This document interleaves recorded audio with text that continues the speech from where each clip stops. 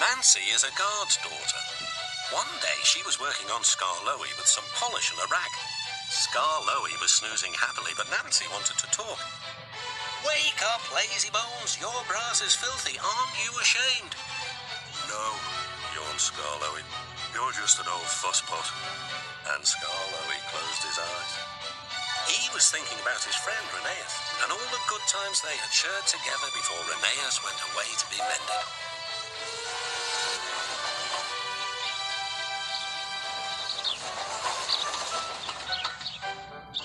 Nancy interrupted again.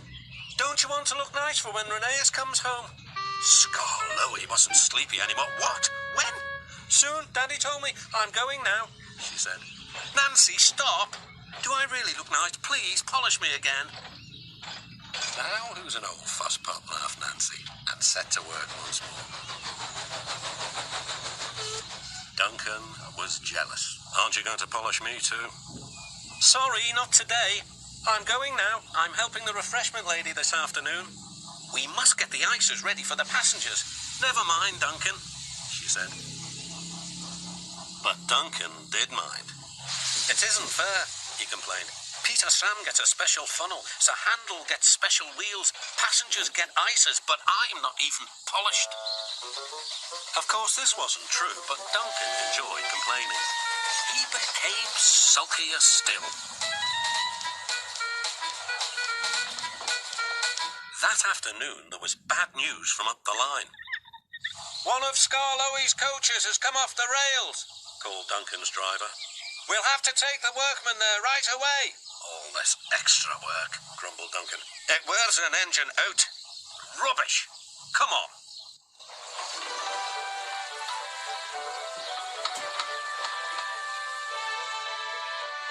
The derailed coach was in the middle of Skarloey's train, so he had gone on to the top station with his front coaches. Duncan shunted the works train into the sidings and left the workmen to sort out the mess. Then he brought the passengers and the rear coaches home. He sulked all the way.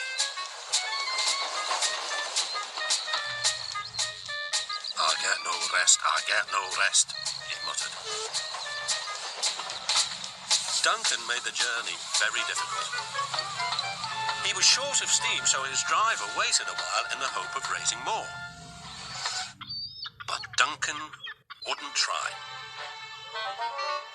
"We'll keep our passengers waiting," said his driver. Duncan was cross. "You always think about the passengers and never about me."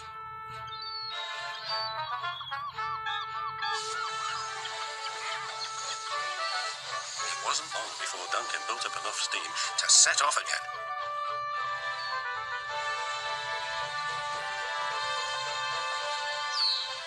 But he was still very grumpy and cross. "I'm overworked and I won't stand it." At last they reached the viaduct near the station. "Come on, Duncan," cajoled his driver. "One more effort and you'll have a rest and a drink at the station." Then Duncan was very rude. "Keep your old station. I'm staying here." And he did too. Skarloey had to haul Duncan and his train all the way to the platform.